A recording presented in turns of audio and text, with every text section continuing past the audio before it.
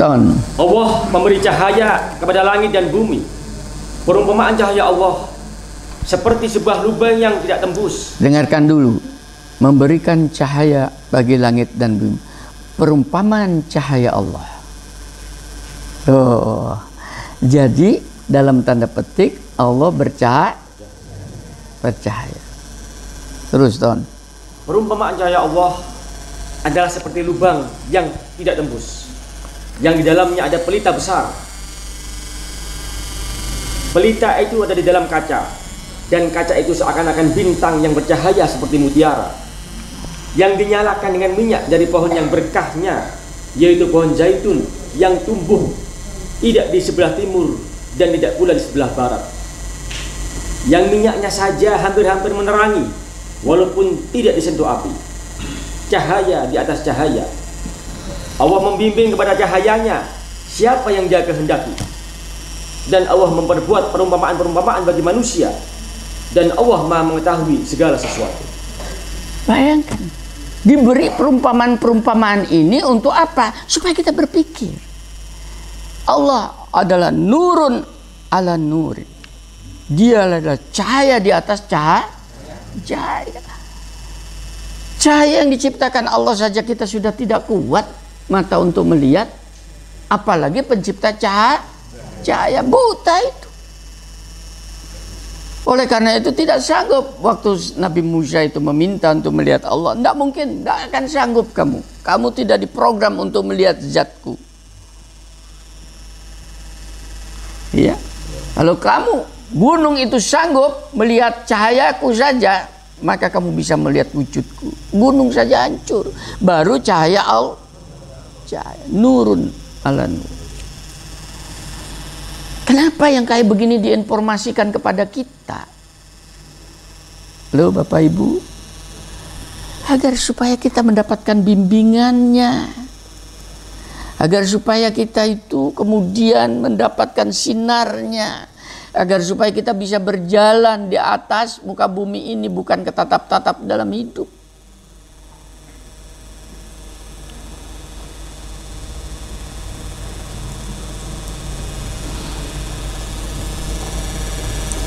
Bisa diikutin ini? Allah adalah cahaya di atas cahaya. Memberi kesempatan kepada kita untuk dikenal saat ini, di atas muka bumi ini, bukan nanti.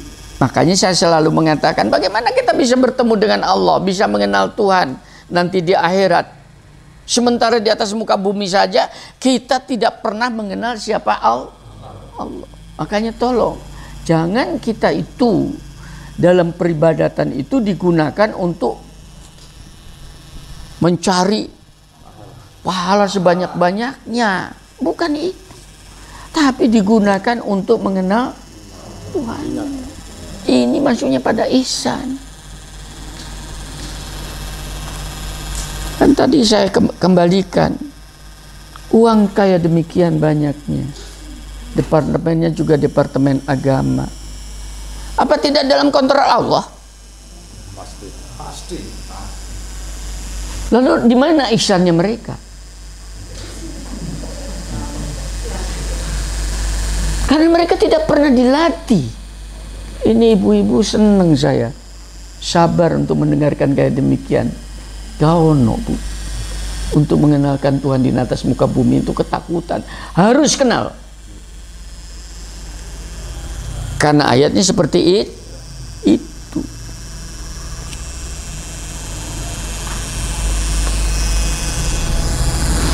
Nah caranya secara tidak langsung. Yang langsung hanya sampai ke situ.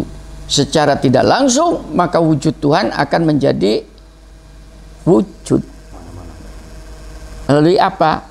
Alhamdulillah sekarang kita sudah banyak pengetahuan modern, bisa melihat keteraturan alam raya indirect, ya, kehidupan diri kita sendiri.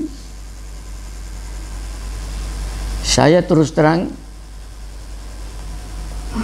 karena bidang saya banyak berhubungan dengan mikroba.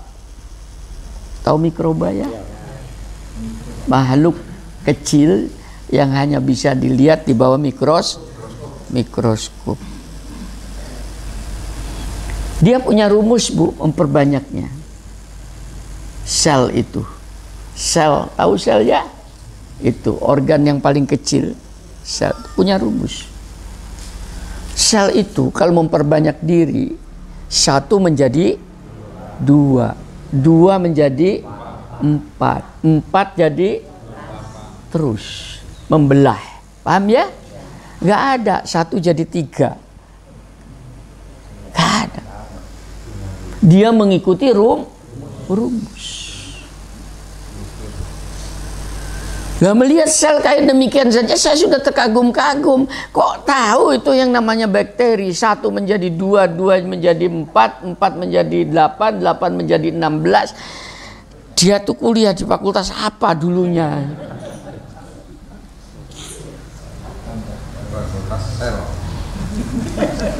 Saya terkagum-kagum dengan pembelahan sel itu saja.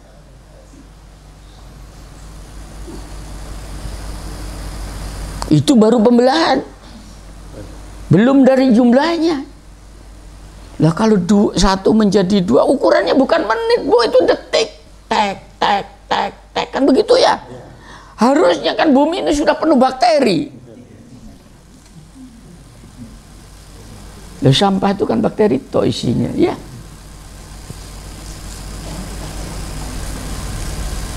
Sapi tank, maaf ya, itu bakteri toh. Kalau penuh bakteri kan meledak tiap hari, duar, penuh padat ya. Tapi kok tidak? Lalu siapa yang kontrol itu? Kok ruh? Yang belum pernah kenal.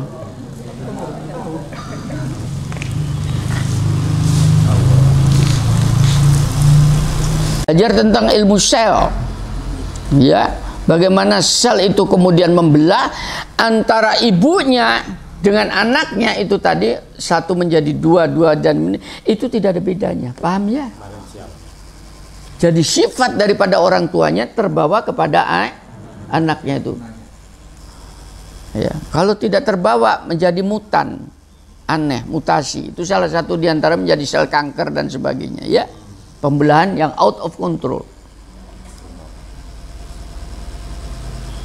Lalu siapa yang mengontrol ini? Allah maneh katanya.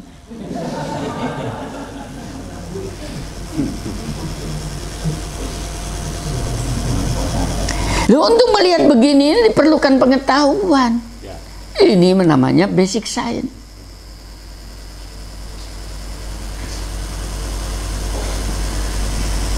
Saya seandainya ilmu sel diajarkan pada anak-anak SD. SD kan belum pernah belajar itu ya. Jadi setiap sekolah di SD ada laboratoriumnya, di situ udah ada mikroskop. Setiap siswa itu mulai kelas 3 mereka nginceng sel. Paham ya? Naik lagi, kira-kira setelah dia jadi mahasiswa apa yang akan terjadi?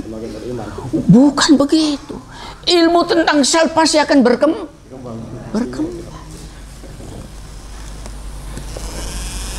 Bioteknologi yang bukan main. Nah, orang barat sudah kayak begitu. Kita baru kenalkan tentang sel saja mahasiswa. Ada praktikum mikroskop, dan mikroskopnya yang sekarang pun masih zaman saya yang dipakai sama ini.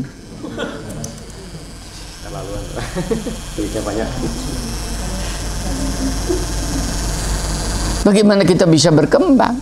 Karena ini sebuah sarana untuk kita bisa melihat wajah Tuhan di atas muka bumi.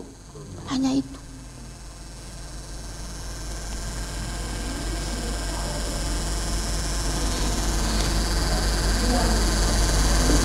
Kondisi-kondisi kayak demikian ini, ibu bapak, kalau kita tidak praktikumkan dalam kehidupan sehari-hari, maka agama ini akhirnya apa itu agama? Ya sudah, hanya doa, hanya sholat. Padahal sholat itu fungsinya adalah supaya kamu kenal dengan Tuhan. Kalau kita kenal Tuhan, bisa melihat Tuhan, kita atau paling tidak bisa dilihat oleh Tuhan tadi, apa yang akan terjadi? Ya, perilaku kita menjadi mulia kan? Nah sekarang kan tidak. Antara ubudiyah yang diajarkan di masjid-masjid, yang diterangkan di pondok-pondok dan sebagainya, dengan perilaku di dalam keseharian itu tidak sama. Tidak sama. Kenapa? Karena Tuhannya dicampakkan tadi itu, dimasukin di dalam kotak. Kotaknya Tuhan di mana? Orang Islam? Masjid.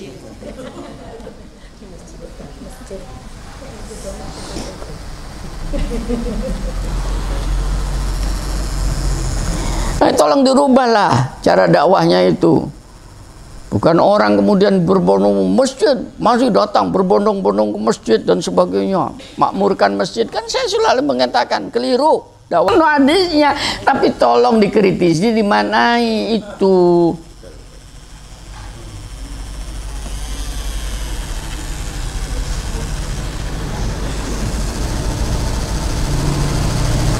Sholat 1 rakaat, makanya kan sampai Kanjeng Nabi itu menegur di dalam sholat itu, lamakan sujud, lamakan ruku. Dihayatin itu, bahwa pada saat itu kamu sedang berdialog dengan Allah. Mengapa kita disuruh bersuci? Ya, 1 rakaat betul-betul berdialog dia dengan Allah tadi, ini jauh lebih hebat daripada sholat bolak-balik ke Masjidil Haram tuh. Apa? Ngejar ya? Berjamaah tadi. Kan ngejar itu. Arti Masjid Madinah itu yang tadi. Arba'in terus ngejar. Iya. Lari lagi. Ya. Tapi dia tidak pernah hayatin. Padahal tujuan daripada soal itu agar supaya kamu kenal diriku, manungso. Hanya ini caranya. Hanya ini jalannya. Supaya aku dekat dengan engkau. Dekatnya itu bukan dalam bentuk fisik.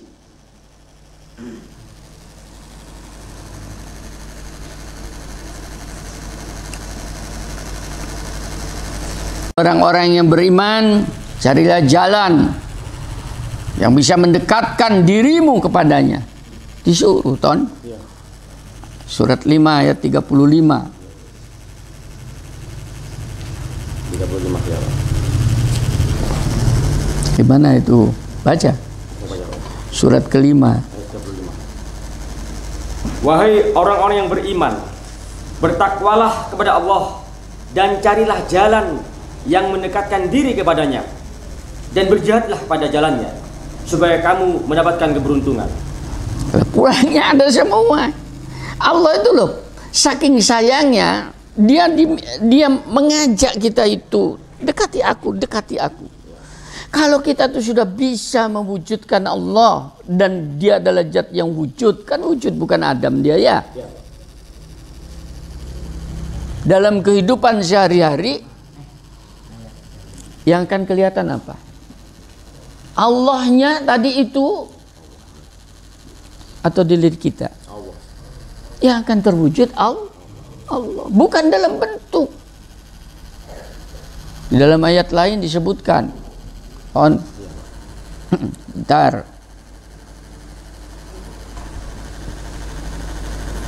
Al-Hadid 57 ayat 4. Dialah yang telah menciptakan langit dan bumi dalam 6 masa. Kemudian dia bersemayam di atas arsy. Dia mengetahui apa yang masuk ke dalam bumi dan apa yang keluar daripadanya, dan apa yang turun dari langit dan apa yang naik kepadanya. Dan dia bersama kamu di mana saja kamu berada. Dan Allah Maha melihat apa yang kamu kerjakan. Udah. Allah itu selalu bersama kita. Kamu sendirian, ada Allah. Dalam keramaian kayak begini, ada Allah. Kamu dalam ujian, penderitaan, ada Allah. Kamu dalam kesenangan, ada Allah. Lah, ini sudah dikasihkan informasi itu. Kenapa informasi ini tidak pernah kita wujudkan sebagai suatu senjata di dalam menjalani kehidupan dulu Kalau Allahnya sudah terwujud di dalam setiap saat, setiap waktu, setiap tempat, maka kita menjadi tidak wujud. Halo? Kalau Allah sudah wujud, maka selain Allah tidak adalah Adam. Bisa diikutin ini. Kalau Allah sudah wujud, terwujud, maka di samping Allah menjadi tidak itu loh. Ini ihsan loh ya. Tadi seakan-akan kamu melihat Tuhan, kalau tidak bisa maka ketahuilah Allah melihat kita. Kalau sudah tahu bahwasanya Allah wujud dan kita menjadi tidak wujud, maka seluruh problem kita, urusan kita wujud atau tidak? Ayo nyaut. Kalau Allah itu wujud, karena dimanapun dan kemanapun kamu berada, Allah selalu bersama kamu. Berarti Allah wujud. Itu informasi seperti itu. Tadi tidak pernah dilatih ini. Kalau kita sudah bisa merasakan adanya Allah, dekatnya Allah, dalam pengawasan Allah, kebersamaan dengan Allah itu tadi, maka diri kita ini menjadi tidak yang wujud adalah Allah. Kalau kita masih mengatakan dirinya kita itu wujud, musyrik, berarti ada dua Tuhan dirinya dan Tuhan ilah. Tidak boleh. Ini latihannya begitu. Kalau Allah yang sudah wujud itu tadi, kita menjadi tidak wujud, maka seluruh problem kita, misalnya problem, tahu problem ya? Rezekinya angel, soro, dodolan rono-rono gak oleh bati, ya. Itu kan di bawah kita. Ada atau tidak itu? Tidak. Menjadi punah. Problem lagi, loro-loroan, berobat kemana-mana gak mari-mari.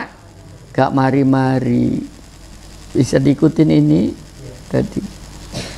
Itu kan kita, kitanya tidak wujud. Sakitnya wujud atau tidak? Menjadi tidak wujud dong, kita saja yang tidak ada. Yang wujud adalah Allah. Tapi kan loro Pak.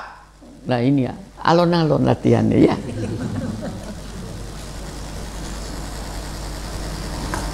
Ini belajar ilmu tauhid ya, yang disebut dengan ma'rifatullah itu di situ. Harapannya begini, Bapak-bapak, Ibu, bumi seisinya pada dasarnya adalah surga bagi kamu. Nah ini, ayo kiep-kiep, soko Surabaya, ketok soko kene.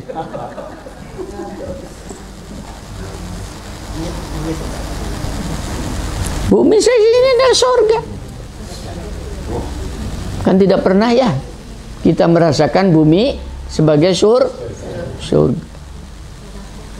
Lu sungguhan ini. Kenapa kita kemudian tidak bisa merasakan bumi ini sebagai sebuah surga? Kenapa? Karena kita tidak pernah bisa mengejawatakan firman Allah itu yang dinamakan ihsan itu tadi. Akhirnya bumi ini menjadi neraka. Di sini sebetulnya. Jadi bukan pada dasarnya itu pada sholatnya, bukan. Sungguh. Sholat kita itu Bapak Ibu seandainya ditimbang, dalam ilmu ekonomi ada namanya, kalau keuangan audit ya, apa ya, akuntansi ya, dia audit debit dan debit kredit ya, gitu. Hanya masalahnya di situ kan tidak pernah untung ya. Untuk pemasukan dan pengeluaran selalu nol ya. Kan rugi itu untuk saya. Sholat Bapak, Ibu-ibu, sudahlah dia ahli sholat. Diukur dengan debit kredit itu tadi. Ya. Nol atau minus? Minus. Ini loh dibanggakan. Gini dibanggakan. Sudahlah sekarang saya katakan. Tadi malam tahajud. Mulai dari jam 12. Habis gitu subuhan. Habis gitu sholat duha. Habis gitu nanti duhur rawatib. 22, 4, 22. Habis gitu sholat apa namanya itu tuhur atau sholat tatawu. Terus sudah selama 1 bulan penuh atau selama 1 tahun penuh diaudit kayak demikian, nul. Saya beritahu.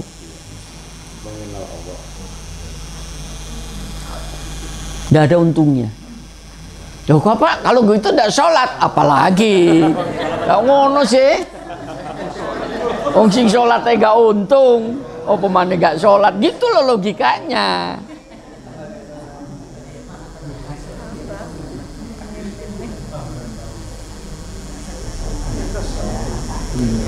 Sungguhan minus. Apalagi belum lagi sholatnya itu kemudian caranya saja sudah salah. Ya, jidatnya nganti ireng kabeh. Ini biar terdengar. Sholat sampai jidat itu rusak, haram. Lu sungguhan ini haram.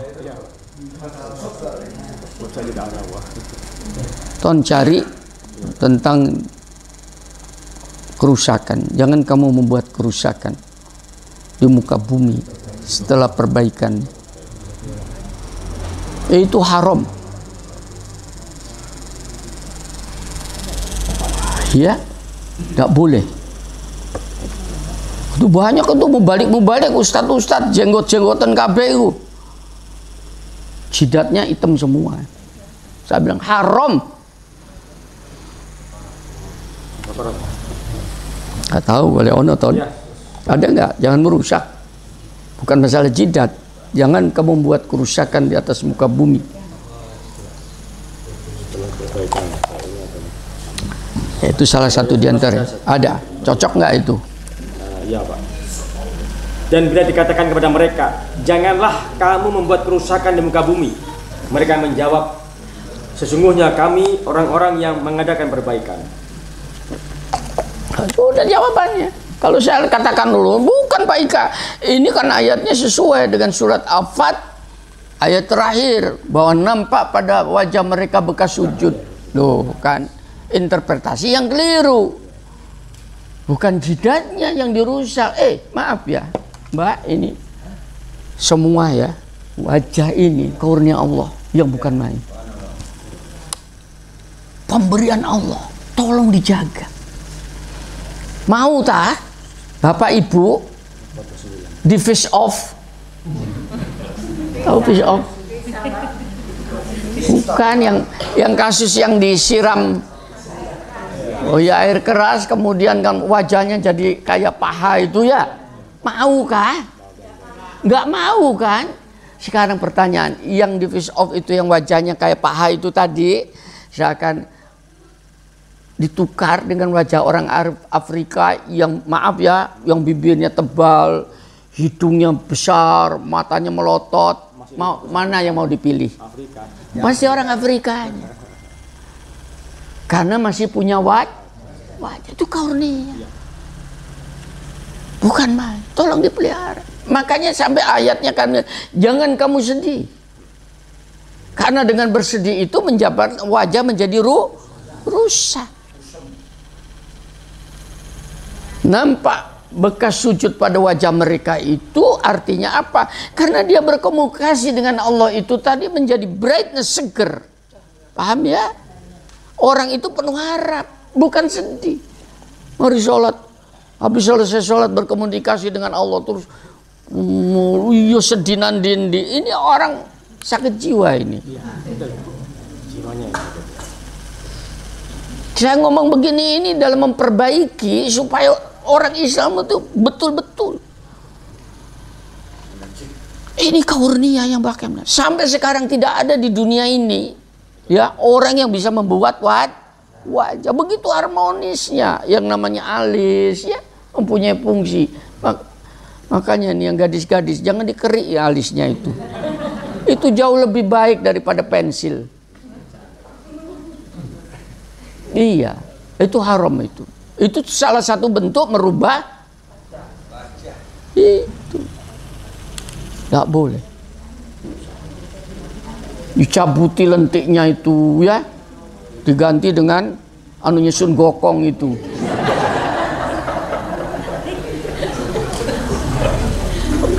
Masuk Gokong. Saya beritahu apa yang ada pada Anda itu adalah pemberian Allah. Syukurin dengan cara apa? Dipelihara tadi, diwudui, tersenyum, penuh harap. Orang yang selalu berkomunikasi dengan Allah, sholatnya benar bukan mencari pahala, tapi dia bicara dengan Allah, itu pasti dia akan mendapatkan pencerahan luar biasa. Itu yang dimaksud seperti itu, ya. Makanya di dalam Al-Hadid masih 57 ayat 9 ayatnya ayat 9. Dialah yang menurunkan kepada hambanya ayat-ayat yang terang, yaitu Al-Quran, supaya dia mengeluarkan kamu dari kegelapan kepada cahaya. Dan sesungguhnya Allah benar-benar maha penyantun lagi maha penyayang terhadapmu. Bukan main itu. Supaya kita itu bercahaya, supaya kita tidak sumpek, supaya kita ini jelas kemana kita melangkah. Dikasih, digerocok firman Allah. Sehingga dunia ini menjadi surga. Kok Pak Ika kok brightness, gembira terus?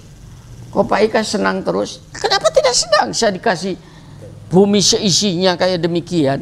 Surga bagi saya. Loh Pak Ika, gak golek surga di akhirat. Bagaimana saya bisa mendapatkan surga di akhirat kalau di dunia saja sudah tersiksa?